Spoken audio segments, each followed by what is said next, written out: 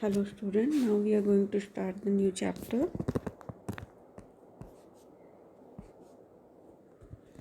Transportation in plants. As you know that all the living organisms have a transportation system in which the waste material, food material, water, etc. is transported. So in plants, they do not have the interstitial fluid and circulatory system like human being. So how do they transport?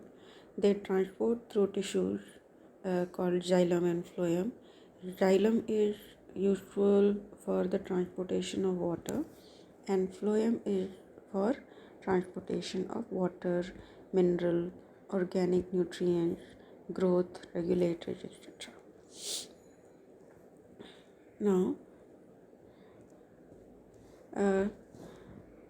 direction of the transportation.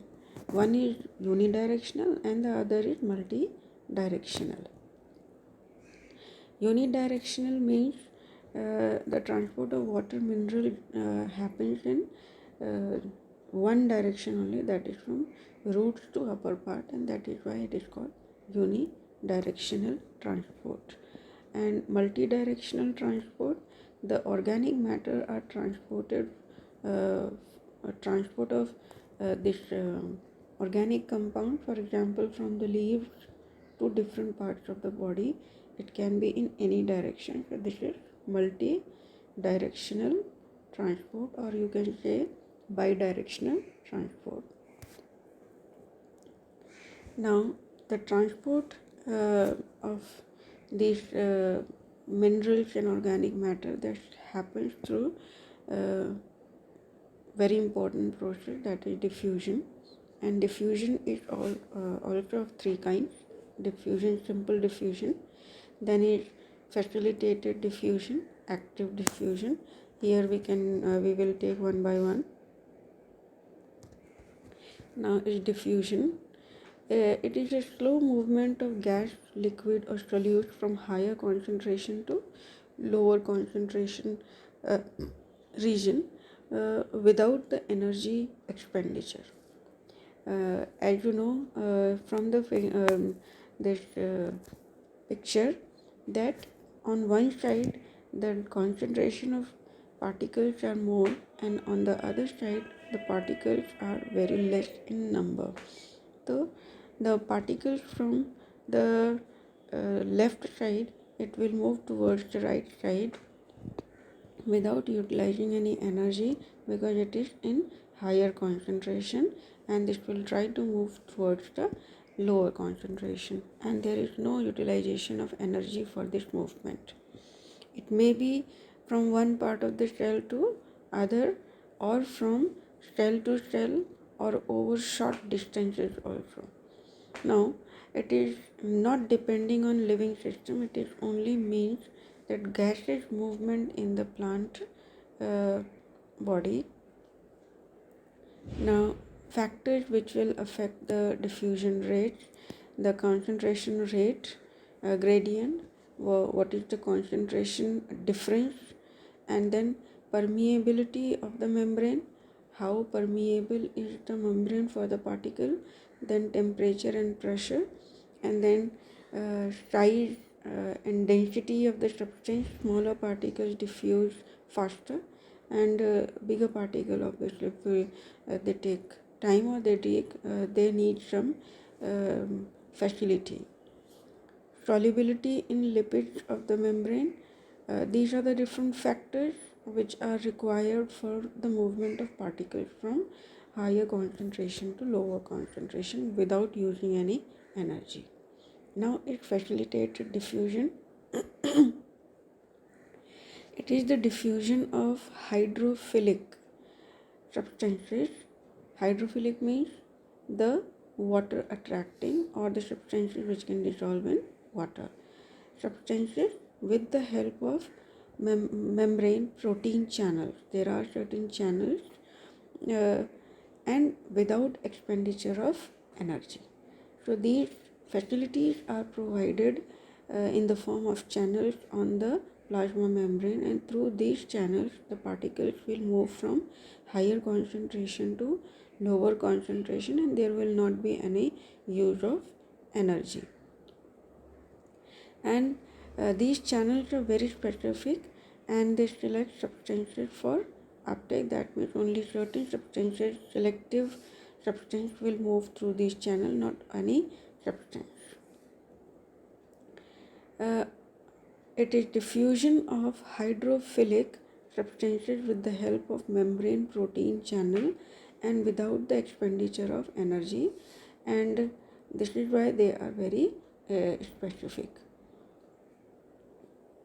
Now, what are these facility called? These are called porins. So, porins form huge pores in the outer membrane of the plastic mitochondria and bacteria. These molecules having the size small proteins can pass through them easily. An extracellular molecule binds to the transport protein, and then it rotates and releases the molecule inside. So these porins, or you can say these facilitated porin molecule, it keeps on rotating because it has to move from the extracellular fluid to the inside, and it brings the molecule from outside to inside. And these are water channels, so that is why they are called aquaporins. Now they will show three different types of port. Port means transfer. Uniport, when the molecule alone moves across the membrane through transport or carrier protein, when only one single molecule is moving from only one in one direction. Antiport, when two molecules move in opposite direction, that means outside to inside and inside to outside, both the things will happen simultaneously. And then symport, when two molecules together move from outside to inside in the same direction. Active transport.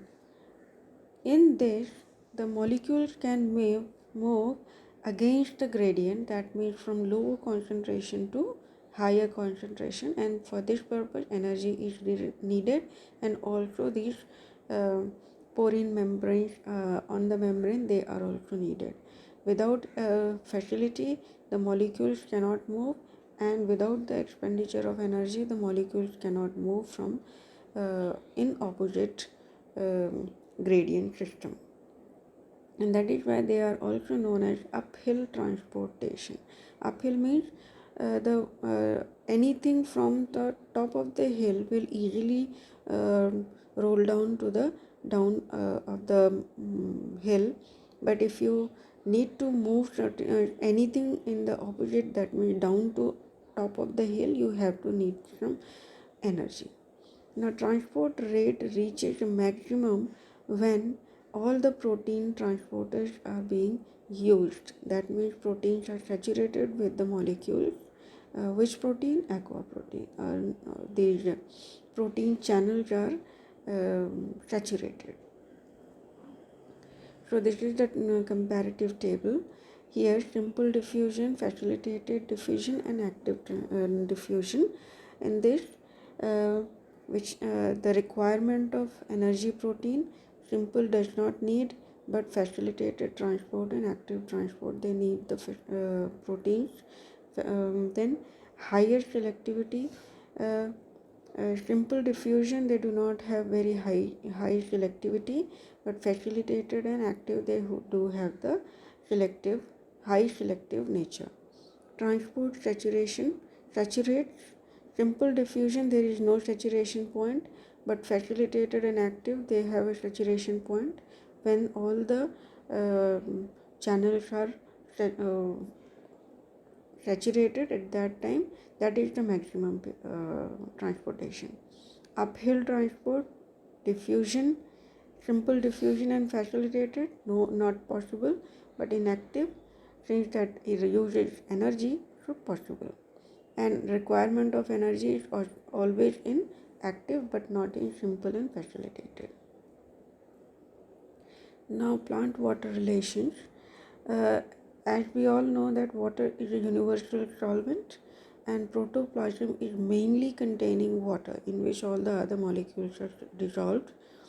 Then soft plant parts like watermelon has 92% water, and similarly other fruits which is having a lot of water content. Herbaceous plants have only 10 to 15% dry matter, and rest is water. Dry seeds and woody parts also contain a small amount of water. We think that they are dry, but they have some quantity of moisture. For example, you can see these nuts and seeds.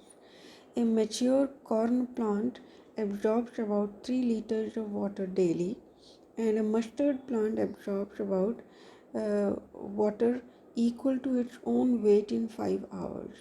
So that means a lot quantity of water is needed by the plant. Now, how this relation is there? It is the water energy of potential energy of water, that is the how much water it can absorb. Now it is the measure of ability of water molecules to move freely in the solution, that is, it is expressed in pascals, the pressure of water. And water molecules have the kinetic energy, that means the energy to move in liquid or gaseous form. They show random and rapid and constant motion. They keep on moving always. As the concentration of water in the system increases, its kinetic energy, potential energy also increases, and hence the water will have the greatest potential. And the water molecule that move from higher energy system to lower energy system, and this is called the gradient system, because on one side there is a solute, and the water is that is a solution is there, and on one side there is pure water. So water potential and pure water is the solution will have solute particle. The water potential of pure water at standard in temperature, that is about room temperature 25 degree, which is not under any pressure, so it is 0. Whereas in solute, because there is solute particle, so this becomes negative. Now in solute, if a solute is dissolved in pure water, the concentration of water decreases, and this reduces its water potential, and hence the water potential of solution is lower than the pure water. That means whenever there is a solution in water, the water potential will always be in negative value. Now, magnitude of lowering of water potential due to dissolution of solute is called solute potential or osmotic potential. That is, whenever the solute will be dissolved in water, so it will reduce its water potential, and that is also known as solute potential, because at that time there will be solute dissolved in the water.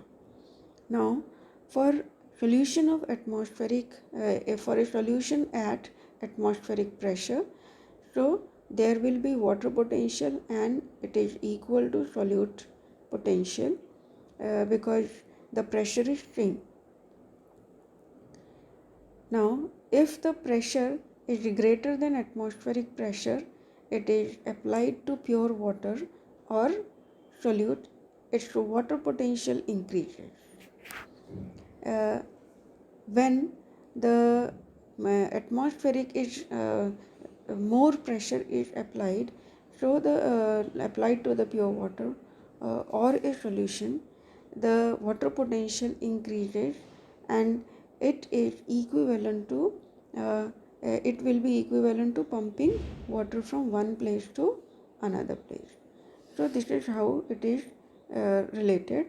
And when water enters into the plant shell due to diffusion, it will be increasing the pressure against the shell wall. It will, and the shell wall will become very tight and turgid, and this pressure is called as pressure potential. So pressure potential is usually positive, though negative potential or tension in the water column in xylem plays a major role in water transport up a stem. Now, osmosis.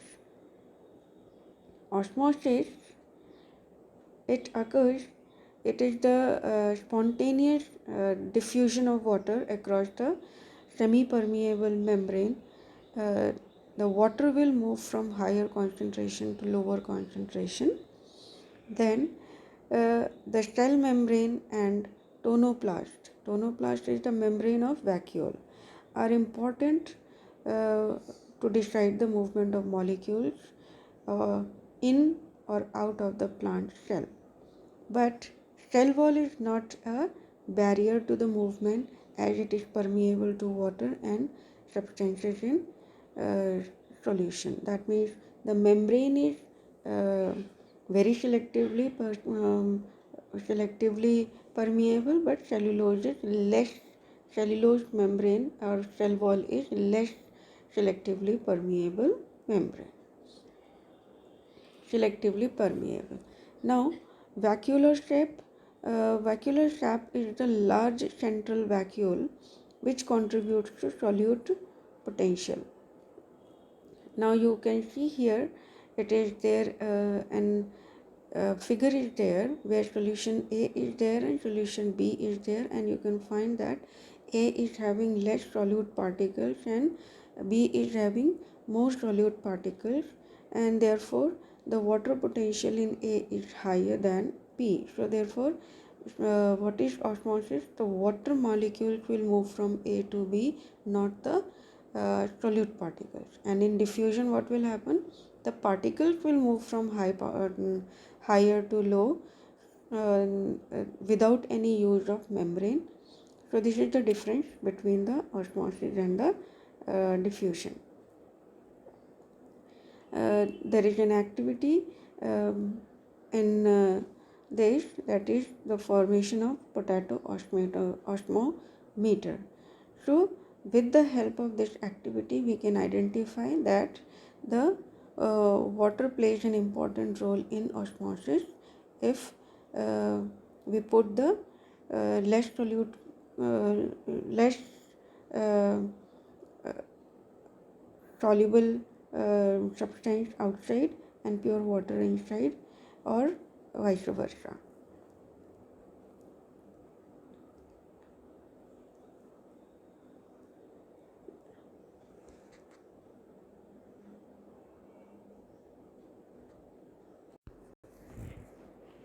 So this is again a second uh, demonstration of osmosis through a Thistle funnel. A Thistle funnel which is filled with the sucrose solution is kept inverted in a beaker, and it is containing the pure water. Beaker is containing the pure water, and sucrose solution is separated from water by a semi-permeable membrane. As you can see, there is one membrane tied on the mouth of the funnel, and inside the funnel there is a sucrose solution. Water moves into the funnel. As a result, the level of solution in the funnel rises. It continues till the equilibrium is reached. Equilibrium means when both the solutions are having the same water potential. Now, demonstration is that if an extra pressure is applied with this pressure, it is just like an pistol like injections. So it is applied from the upper part of the funnel. No water diffuses into the funnel through the membrane. This pressure required to prevent the water diffusion is the osmotic pressure, which is not allowing the water to move into the funnel. This is the function of solute concentration. More the solute concentration, greater will be the pressure required to prevent the water diffusion. And numerically, osmotic pressure is equal to, numerically means in numbers or magnitude, the osmotic pressure is equivalent to osmotic potential. But the sign is opposite. Pressure is positive and the potential is negative. Potential, whenever solute is there, it becomes negative, so it will be negative. But pressure is applied, so it is pressure positive. Now, plasmolysis. You can see plasmolyzed cell. Turgid cell is this C diagram where the pressure is applied by the water on the cell wall. So this condition is turgid. And flaccid cell, when this is having a maximum quantity of water inside this, and when this turgid cell is kept into the higher concentrated solution, so what will happen? The water moves from inside to the outside because of the concentration gradient, and hence the cytoplasm becomes like this due to the movement, and it loses the turgidity to highly situation, and that is what is known as plasmolyzed cell. When the cell is kept in isotonic solution, so in isotonic there will not be change in any shape of the cell because the concentration of outside liquid is same like the cell. And when the external solution is more dilute, that means more quantity of water is there than comparison to the cytoplasm, it is hypotonic.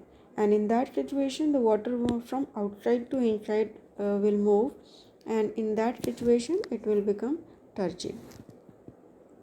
And if the external solution is highly concentrated, in that situation, that is called hypertonic solution, the water starts moving from inside to outside, and in that situation the cell will plasmolyzed. So plasmolysis, when a cell is placed in hypertonic solution, it will be plasmolyzed. So it can also undergo deplasmolysis. If that same cell is, the plasmolyzed cell is kept into the hypotonic solution, it will again regain the water and will get the shape, turgid shape, and that is called deplasmolyzed cell. For example, you can see the plants become this shape, and when you water the plant, they will again stand up, and this will be because of the turgidity is regained by the plant. And imbibition, it is the diffusion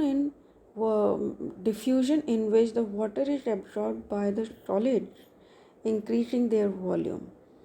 Absorption of water by seeds and dry wood is imbibition.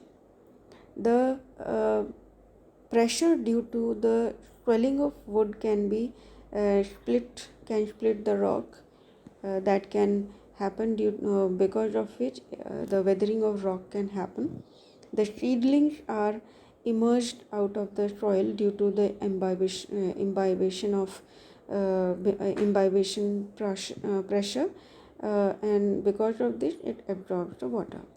Now imbibition requires a difference in concentration gradient, water potential gradient between the absorbent and the liquid imbibed. Absorbent means whatever solid substance is there, and affinity between the absorbent and the liquid. This is what is the imbibition. Okay, thank you.